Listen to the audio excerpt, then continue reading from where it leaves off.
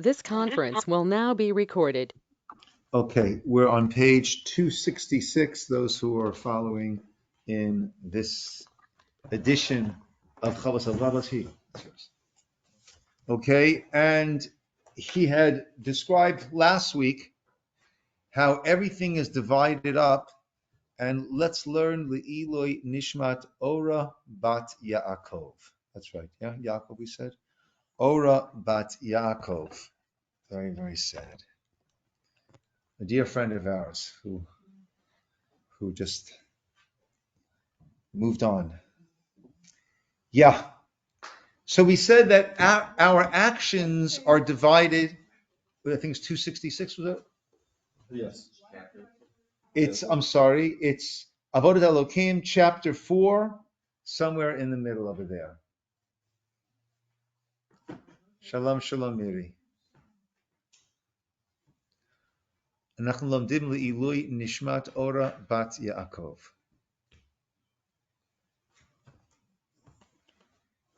Okay. Hello, Cheryl. Good. Okay. Steve, you good over there? Do you have volume 1 or volume 2? Okay. So you should be good, yeah? I know approximately where you are. Okay. Is this volume 1?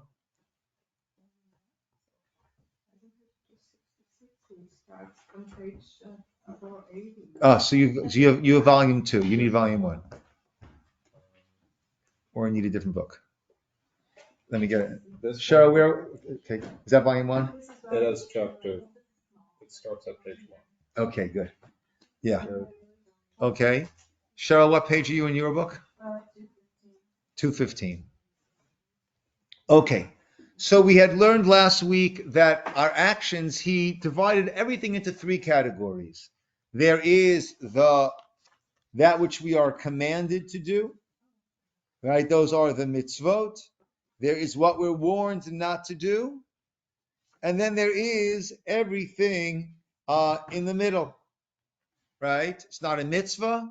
It's not an aveira, right? And it's just, we'll call it parva, okay? It has no, not bisari, not chalavi.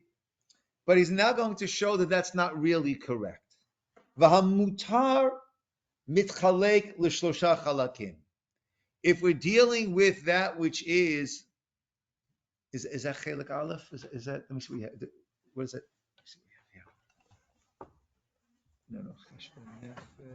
No. This is volume 2. You need volume 1. Or just look on over there. Yeah. Okay. V'hamutar mutar mitchalek l'shloshet chalakim. That which is mutar is divided into 3 different categories. Dehasipuk, the amount that is sufficient, the involvement. Let's take eating, for example. We'll see many examples. Eating is something, is there a mitzvah to eat? Well, when is there an actual mitzvah to eat something in particular? Okay, so because there are times that it's a mitzvah to eat in general, right? Shabbos has a mitzvah to have meals. Yom Tov, there's a mitzvah to have meals, right? Erev Yom Kippur, there's a mitzvah to eat. You know, the only time we have a mitzvah to eat, the Torah says, "Thou shalt eat," and fill in the blank. Something particular is matzah maror Pesach, Karban Pesach. Though actually, I say also serving karbanot, right? But let's take eating in general. Is it a mitzvah to eat? Not really. Is it an aveira to eat? Not if you're eating kosher food. Everything's fine. So that will go into 3 categories. Dehasipuk, which is a sufficient amount. Veharibui, and extra, overdoing it. Vahakitsur, and abstaining from it, right? Holding oneself back from that which one needs. That's the 3 possibilities. V'dayasipuk huma she'iev shaladam la'amod biladav. Dayasipuk, the sufficient amount, is what a person can't be without. V'takanat gufo, in order to remain healthy, with a guf takin, with a physicality of a body that is healthy. V'hanhagat inyanav, and to be able to deal with his dealings, to lead his life. Kamo hamazon, like it comes to food, v'machal mishter, food and drinks, v'hamalbush, and clothing, v'hamichseh, or a place to live, shelter, v'hadibur, speech, right? Sometimes, right, there's when it comes to speech, there's enough, and that could be too much, there could be too little. Mashu tzarich alav b'seder inyanav v'lotav v'schorotav, what a person needs for his dealings, for his actions, for his businesses, whatever it is. V'hishtamsho b'chol minei tnuotav, and his use of them for all other things that he needs to do. V'sheyikach mehem, and a person is supposed to utilize of all of these categories, kedei sipuk v'hanachona, according to that which one needs, the proper amount. Asher behem yichon inyano, in order to establish one's way. Kamo she'amar katov, like the pasuk says in Tehillim, tov ish chonein u malveh yichalkel drachav b'mishpat. Right? It's good if a person is chonein, he helps out others, umalveh, and he lends to those who need. Yechalkel dvarav mishpat, he sustains all of his things with judgment. He weighs it, right? Meaning he's not completely separating oneself from this world, but again, also not completely, overwhelmingly immersed in this world. And then there is another part, which is Shehu HaRibui. That's the overdoing it, the overabundance. This goes beyond that which one needs to that which is beyond that. That there is no such need, no need for a person to be involved in that. Right? It could be too much food, gluttony, or it could be spending inordinate amounts on having to have this delicacy or that delicacy, and I have to have this, exactly this and that. And the wise one, that's typically is a reference to Shlomo HaMelech, King Solomon. That's in Mishlei.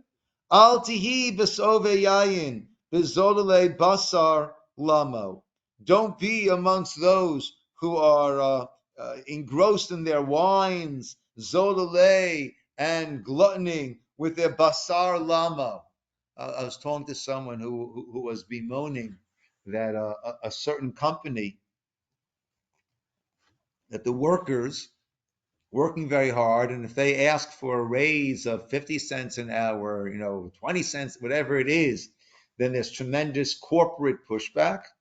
But when they come in, when the big corporate guys come in, and they all go out to a restaurant to have their meal, you're talking about thousands upon thousands. No one blinks about a $700 bottle of wine, right? So there's the kamut, there is the amount. When it comes to this yeter, this over the top when it comes to food, right? And there also is the expense of what some people can take on.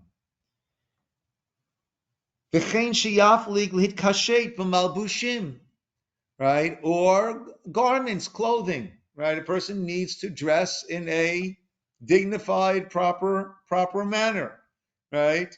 But then a person can go over the top when it comes to malbushim. And I'm always amazed when you walk by a store and you see like a bag, right, which has a certain name on it. It's a $7,000 bag. Like, what bag could possibly be worth, right, thousands of dollars to someone, right? I mean, that gets us all into the whole thing of Chovot, of honor. I can't be walking around with a Target bag, Target, right? It's got to be this or that, Yeah. I know, but they're selling it in the store empty, right? If it had diamonds in that, I'd understand, but they're selling it empty. It's just a bag. Umarchiv b'mishkanim l'lo dochak, right? And also a person can overdo one's accommodations. Umotre hadivarim, and also one can be too much when it comes to our words. Asher ina boteach shelo yikashel bahem. That if a person is too quick to speak, so then one cannot be sure that one will not enter into the realms of speech that one is not allowed to say. Like the Chacham, once again, Shlomo Melech said in Mishlei, Berov divarim lo yechdal pesha. Right? If there's too many words, then it's very hard that one will not be able to hold back pesha. Right? So now we're not supposed to be hermits. We're not supposed to not say a word, but to be judicious in what we say. An expression that I like to quote often is, until you say it, you own it. Until you say it, you control it. Once you say it, it now controls you. It owns you. And many a statement has been made by people that they wish they could take it back, but they can't. And the effects of those words are just keep on resounding and rebounding.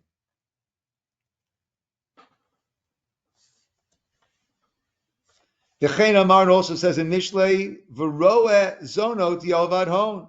Also now when it comes to sexual matters, also there is the proper way that it's meant to be done in the context of a marriage in a respectful manner with all of the parameters that lead to a very, very healthy relationship.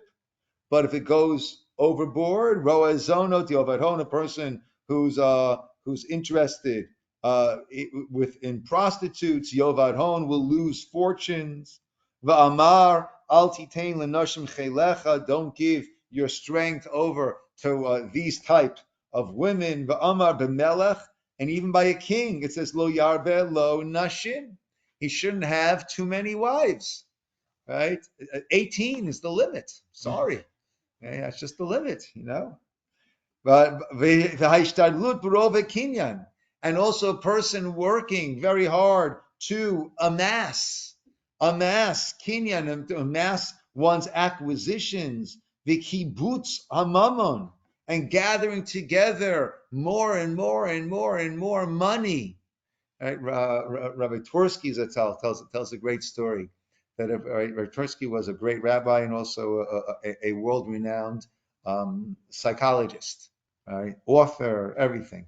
Amazing person.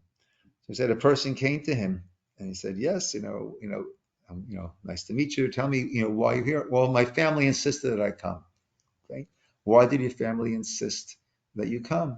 "Well, I love pancakes." So Ritorsky said to him, "I also love pancakes. Who doesn't love pancakes? I also love pancakes." And he said, his eyes lit up. "You've got to come to my house. Every room is filled with pancakes." All right? And Ritorsky uses that, and that's why the family had sent him to see a psychologist. Not Ritorsky's rooms, right? This person.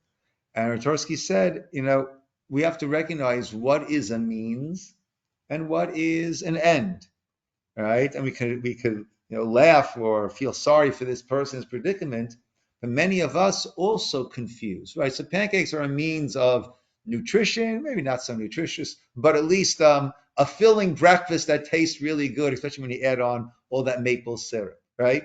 But it's a means towards an end. It's not an end in and of itself. But then again, money is also a means towards an end. And it also is a bit crazy when we turn that into an end in and of itself. Right? So this kibbutz hamamon, Uva ne'emar, and it says again in Mishlei, al tiagel lahashir, right? Don't weary yourself out to make yourself wealthy. Mibinatcha chadel, right? With your own understanding, you should realize to desist, right? You don't need me, King Solomon, Mishlei, Proverbs, right? On your own, that should be clear to you. For Amar Abimelech, and once again, even by a king, it says, V'kesef v'zahav lo yarbeh lo ma'od. A king is not allowed to have too much kesef and zahav, silver and gold, even though he needs to run a kingdom. But even there, it needs to be measured. V'chol mach zacharnu b'takanat hagufot v'anatam miguna ba'achrona. And all that we mentioned, that the body and the body needs and the normal pleasures, it becomes miguna, it becomes debased for a person's end. If one goes too far with this, then it's going to cause that person problems, because a person will end up going over that which Hashem had forbidden us. So how will you explain the fact that Shlomo Melech had 1,000 wives? That this is the case? This is well overdoing it, right? Yeah, and from there we learn out that no one should think that they're smarter than the Torah. In other words, Shlomo Melech, the Chacham Mikol Adam, right, thought, oh, that's why the Torah says not? Oh, that's not a problem. I've got that one under control. And he didn't, and it led to his downfall. Yeah. Sicha? That led to his downfall? The wives.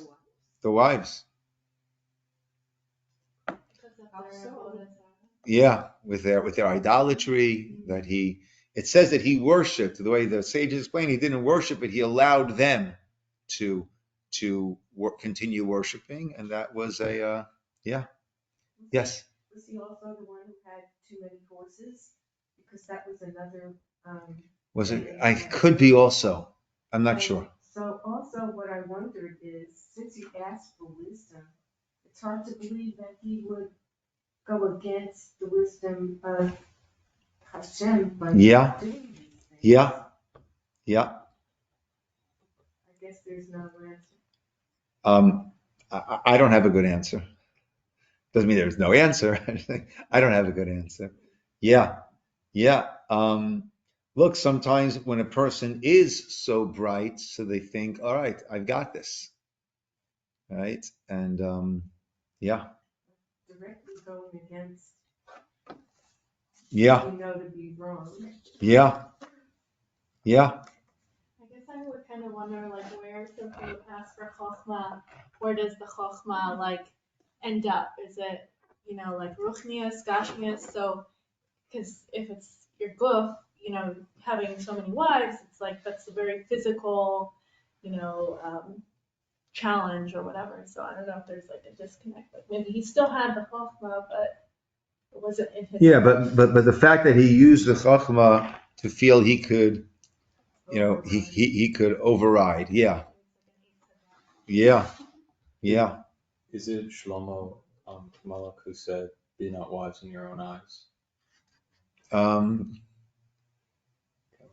Al tihi chacham be'einecha. That might be in Pirkei Avot. I'm not sure. That being as the fathers. Yeah, but that certainly is the point, that a person needs to realize that as smart as I might or might not be, right, we need to know that we need to humble ourselves before God. Yeah.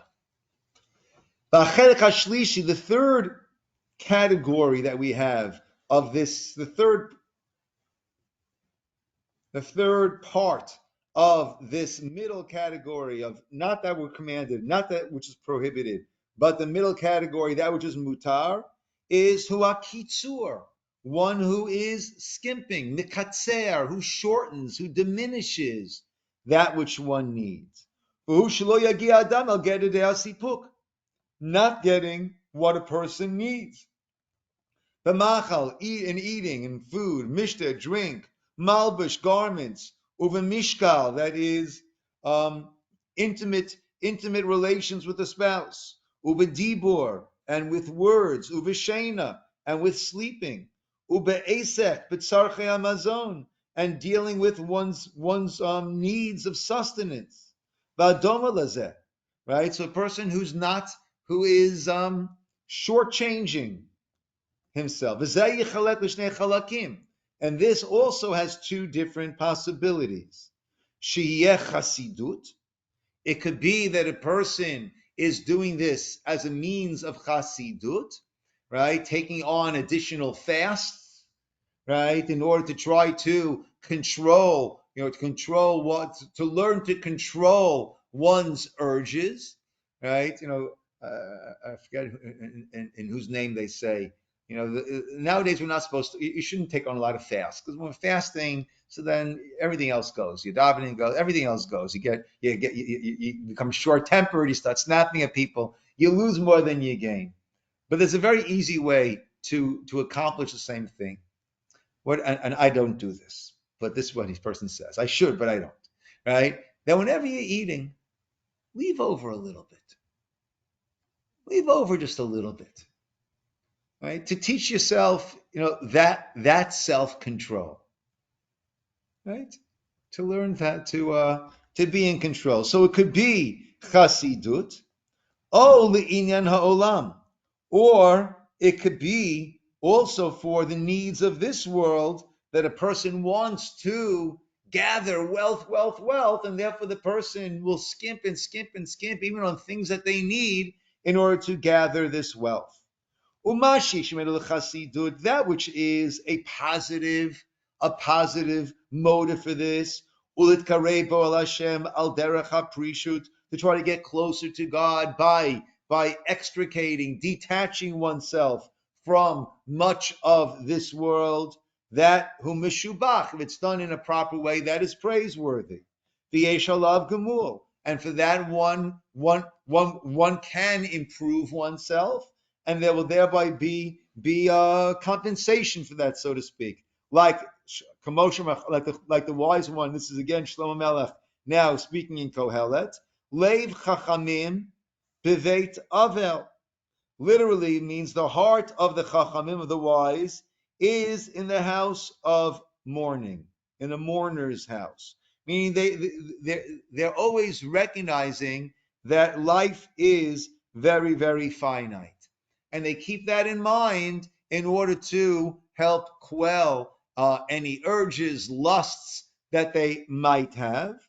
V'leiv kasilim bebeit hasimcha, right? But the heart of fools is always at the party, right? So we see from here that a person should try to take steps to quell one's urges, one's lusts, and to be a little more detached from the pleasures of this world. The Gemara in Brachos says that there are different types of death. There are very, very gentle deaths, and there are very, very difficult deaths. And the Gemara compares the soul leaving the body. A gentle death, they compare it to taking a hair out of milk. Right? It's just so simple. It just slides right out of the milk. And the difficult death, they compare that to cotton that got stuck in thorns, and trying to remove that. And I heard once an explanation that how involved is the person in this world? How completely immersed and enmeshed is the person in this world? And that's what will determine how does the exit feel? Is it like the hair from milk, or is it tearing things apart? And the less a person is enmeshed in this world, the smoother, the easier the transition that each of us, that every human being makes at the end of their lifetime into the next stage. So that's when a person, shortchanging oneself a little bit can be used in a positive manner. And that, when a person's doing it li'inyan ha'olam, in order to gain more in this world, v'hu lahotir mamono, in order to increase one's assets, o l'shabeach oto, or one is doing it in order that everyone will say, oh, such a devout person, such a holy person, shu poresh min hamutar u'mistapek min ha'olam b'pachot mimazono, that he separates himself from the world and he lives on just this paltry amount, but doing that in order to get the praises from others. Zeh meguneh. This is something that is lowly. And they shehu yotze minativ habenoni. Let's go with, he's leaving from that middle path. V'hu chomes et gufo, and he's bringing damage onto his body. V'zeh rov avato ba'olam, because of this tremendous love that he has ba'olam for this physical world, trying to get more and more and more. It's interesting. We have the concept of a nazir. A nazir is a person who takes upon themselves an oath, and as a result of that has to abstain from any wine or any wine products, allows one's hair to grow in an unkempt manner, and also will not go to a cemetery, will not come in contact in a Kohen-like fashion with any burials, will not come in contact. And on one hand, this person, a Nazir, is called a kadosh, a holy individual, but at the end, the person needs to bring a chatat, which is a sacrifice, a sin offering. So we have this seeming dichotomy of him being called a kadosh, a holy one, but he's also a sinner, right? And many explanations are brought, but one idea is he is a kadosh, and that he realized, or she realized, that they were too involved in this world, and therefore they realized they needed to take steps to try to extricate themselves from it. But the person is also a chote, because one should not get to that point where one needs to take such extreme steps in order to extricate oneself. The Gemara elsewhere says that if a person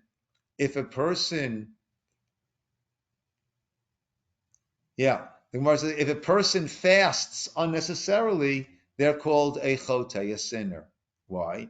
Right? If the Nazir who held himself just from wine is called a chote, a sinner, then certainly someone who holds himself back from all eating, right? Certainly, meaning this world, Hashem gave us a beautiful world. So we're supposed to use it, appreciate it, partake of it in a manner that it is constructive. And that is the tightrope that we need to walk here in this world. Some Chachamim said about this, Misha porish min ha'olam la'avat ha'olam k'misha mechabeh ha'esh bateven.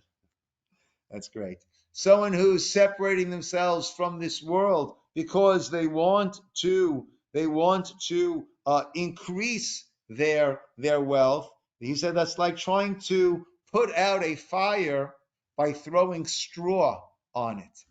Right? When you first throw the straw on it, the first moment it seems to be putting out the fire.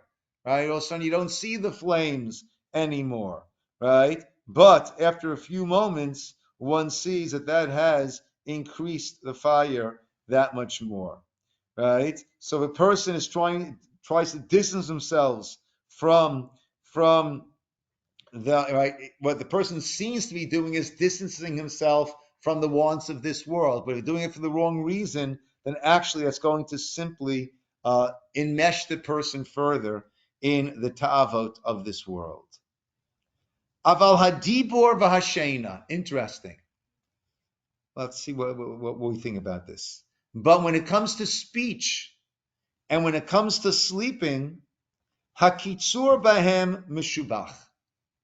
That minimizing those two is praiseworthy. Hadibur mipnei shashtika acharita yoter tova. We say silence is golden. The Gemara says if a word costs $1, pay $2 for silence. Right?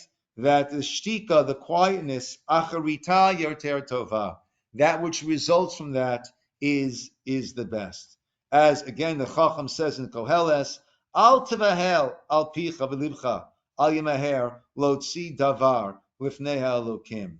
Right? Don't be so rushed with your mouth, right? And your heart, right, should not hurry lo tzi davar to spew out words lifnei ha'elokim.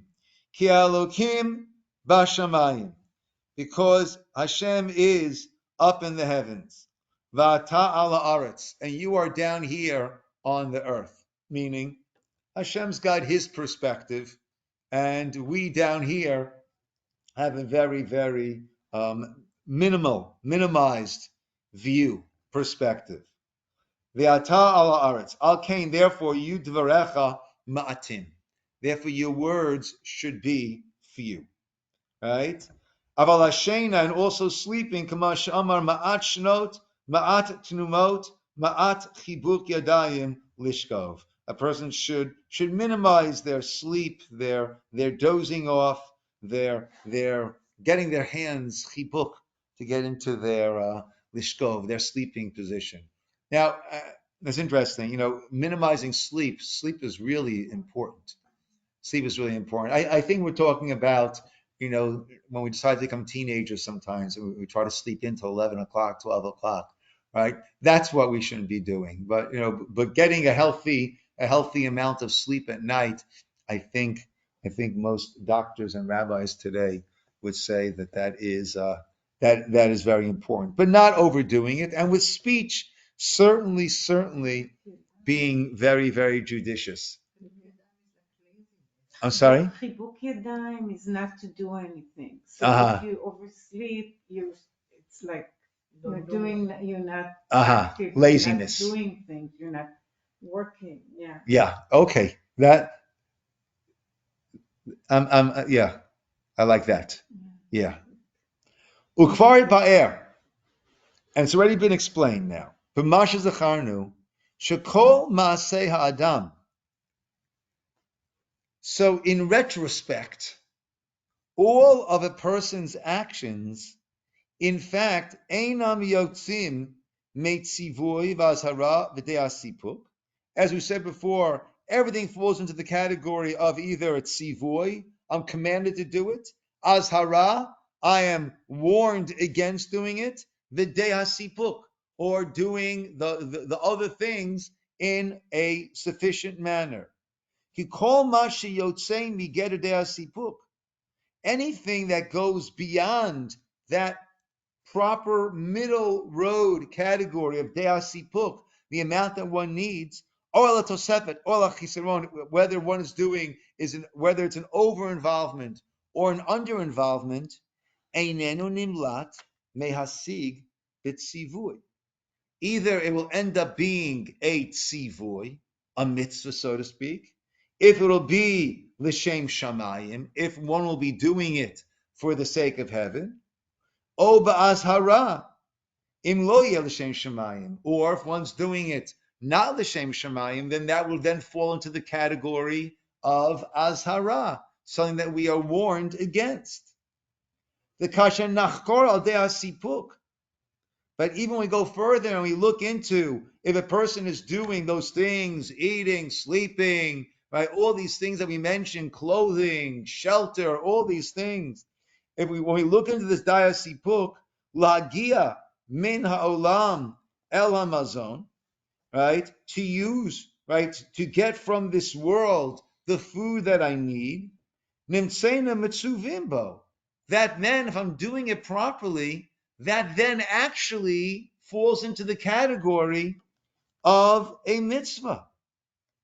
Kamosha Amar, Bereshna Yitzir, like the Torah tells us in the very beginning of creation, Vayavarach otam Elokim, Hashem blessed them, Vayomer lahem, and told them, commanded them, Peru urvu, Umalua to Arz v'kivshua, right? Be fruitful, multiply, fill the land, conquer that land.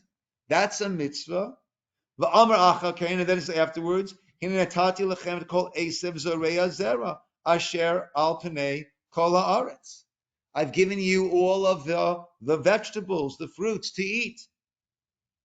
Im kain de hasiput b'mazon nichnas b'shar hatzivui.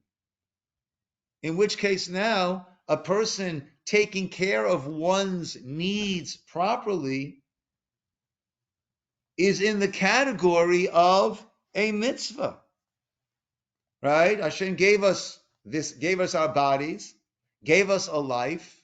We need to take care of that. We need to sustain that.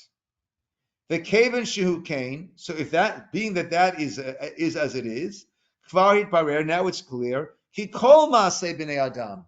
Everything that a person does, einam yotzim min atzivoy ve'azhara. Everything is either in the mitzvah to do or the warning against doing category. Even those mundane things, right?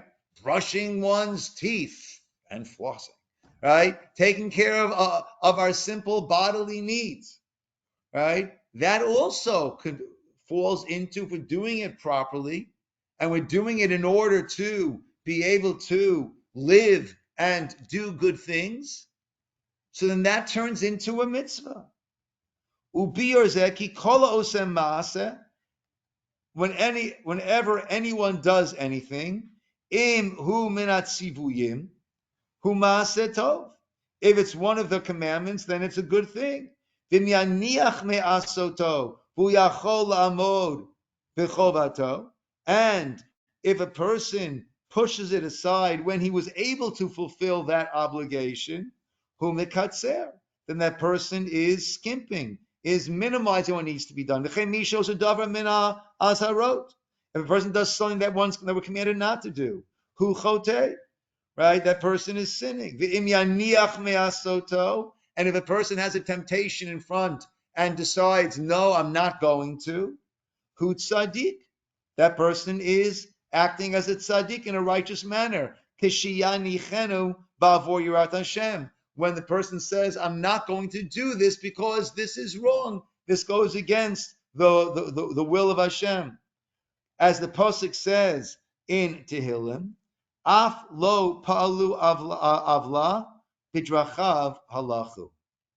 Halchu, probably. Right? If a person doesn't do something bad, then in God's ways, that person is going, meaning that abstaining from doing something wrong, that becomes as if you have proactively done something positive. Bidrachav halachu. I think they say in the name of the Vilna Gaon that if a person is able, when a person has something not nice to say, and sometimes it's very tempted in a course of conversation to tell something about someone else, right? I know of the temptation. I imagine some of you might also have had it at times, right? And when we hold ourselves back and we don't do that, you said for that a person reaches the highest levels of Gan Eden, of the world to come, right? Called Roeh Pnei Hashchina. One gets to see, so to speak, the face of the divine presence. Whatever that means, it is a very, very high level, right? So it's when a person has a temptation and is able to overcome it, that is considered as if one has actually done a mitzvah. and a person does those things that are permitted, al derech shava unechona, on a straight, proper, middle way of doing it. Hu tzaddik, then that person is a tzaddik, righteous, even for the way that they're eating. Kasher amar tov ish chonein umalveh yichalkel devarav mishpat. The pasuk we had before, that one is using mishpat, is weighing properly the things that one does. Right? Who mikatzer, and if a person is doing too much in this category of partaking too much in this past the amount of de'asipuk, then in fact that person is minimizing one's service to Hashem. That's going to lead a person to areas that the Torah tells us to be careful. When a person is minimizing from what the person actually needs, when the person could gain that, right? And a person is doing that in order to help quell oneself, his desires in avodas Hashem, and to rule, to be in control of different desires, impulses, to get closer to Hashem, or to be more olam haba, world to come oriented. Hu tzaddik u'maseu tov. That is a tzaddik, and his actions are considered to be beneficial and good. Eino l'shem shamayim hu mekatzer u'maseu meguna. And if it's not for that purpose, then the person is moving in the wrong direction, right? So it comes out then that really we're able to be serving Hashem every moment, right? Not just when we're davening, not just when we're doing a chesed, not just when we're, right? But in everything that we do, if we're doing it in order to bring good to this world, and that includes, I want to be healthy, I want to be healthy so I can do the good things that I do. So then that turns everything we're doing can turn into this mitzvah, and we could be serving Hashem literally every moment with the things that we do. I remember when I was a teenager, I spent the Shabbos at my relatives. This is my post high school. I was in Israel for a year, then it became 2 years. I had relatives in Mea Shearim who were amazing people. And even though I did not look like a person who would fit in to Mea Shearim at the time, they were just so welcoming to me and so embracing to me. They really, without saying anything, the words that they said to me, the feeling they gave me is, you're welcome here. We want you to come visit us, and don't feel you have to dress any differently. Come as you are, and we love to have you. And I spent Shabbos there. I was looking around the table, and I thought, like, this would be a great thing for a child's cognitive, development test. Who doesn't belong in this picture? But one of the things that I'm sorry. How did you dress? I was dressed in I had hair. I had longer hair. I had a little kippah, and I wasn't wearing. Yeah. And Did they have like strimals? Yeah. This is full. This is full Mea Shearim. Yeah, and I remember at the meal, right before each course, my uncle, it wasn't actually uncle but relative, would say, "Lechavod Shabbos Kodesh." Right, I'm eating lichvod in order to give honor to Shabbos Kodesh. Right, and I was like, "Wow, that's interesting." Just everything was just super focused. Yeah, special people. Yeah, so we started with 3 categories: the mitzvot, the averot, and everything else in the middle. And then we expanded both the mitzvah and avera category.